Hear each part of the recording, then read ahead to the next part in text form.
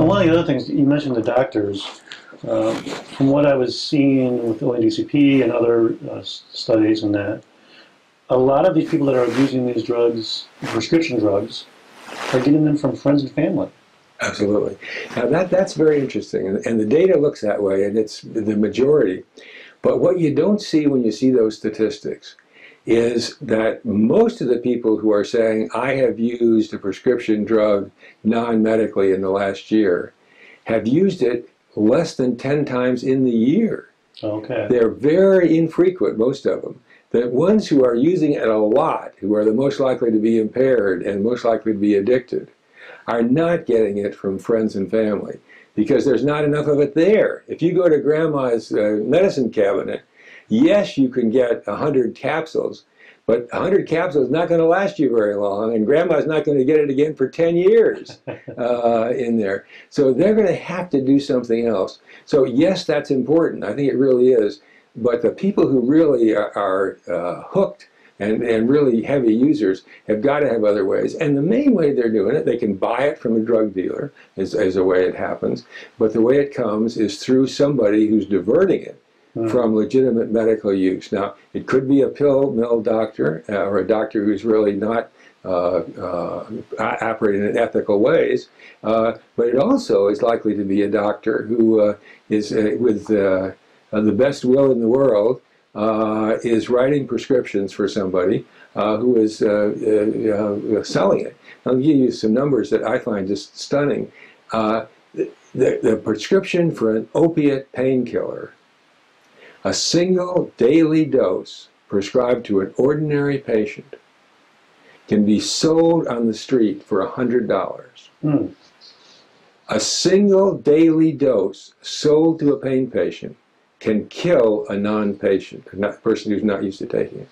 I don't believe there's any other medicine that doctors prescribe where somebody can walk out the door and sell that one-day dose for $100, or where they can give that dose away to somebody who's going to die from taking that one dose.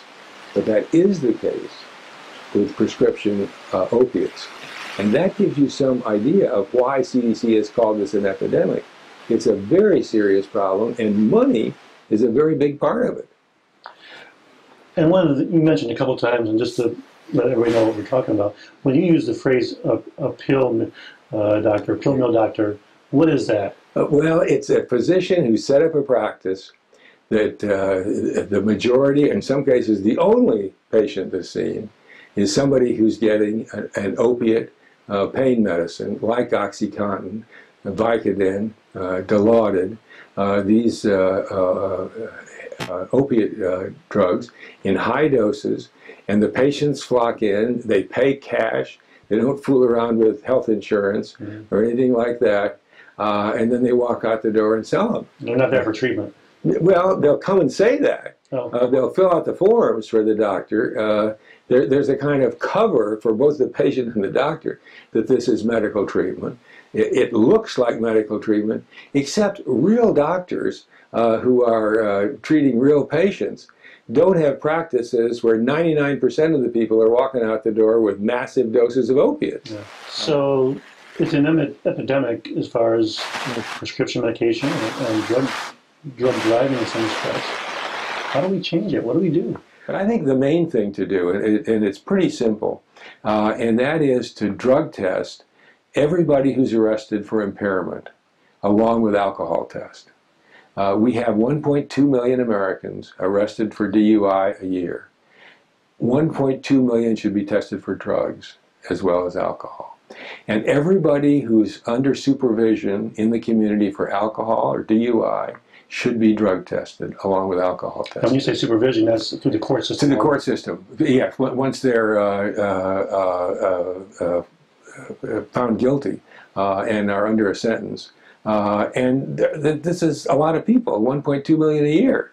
And just doing the drug testing and making sure that they're not only are they not using alcohol, and by the way, to turn it around, if you had somebody who was arrested for drug driving, I would want him tested for alcohol too, because they so often go together. Now, that is the sort of new idea. Instead of having a whole new silo for drug driving, separate from the silo for alcohol, to say, no, no, we're looking at substance impaired driving, and we want to have in that one silo alcohol and drugs, including prescription drugs, to put it all in there together, because pharmacologically, in terms of the brain, it all is the same problem, and many of them are the same people.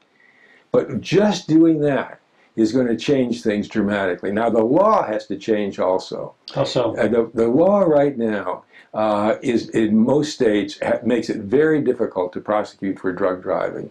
What's needed is to have what's called the per se standard, which is what we do for alcohol. People don't understand that. What we do with alcohol is we say above 0.08 is the per se evidence of impairment. And that's really important to have that, because otherwise you get into this endless regression conflict about how impaired was it, and what does that mean, and where's there some other explanation for it, and on and on and on. You've got to have a bright line to make the thing work. And I think the simple answer is you cannot get behind the wheel of a car with any illegal drug in your system. And now when you say illegal, let's make sure that includes prescriptions being used illegally. Not only that, but it also includes alcohol use under the age of 21. And sure. So there's a bright line here of the law. If it's not legal, it's illegal, that's easy, that's a zero tolerance. That's very simple line. Now, if it is legal that you're using, it doesn't mean you're not impaired and you can't be prosecuted.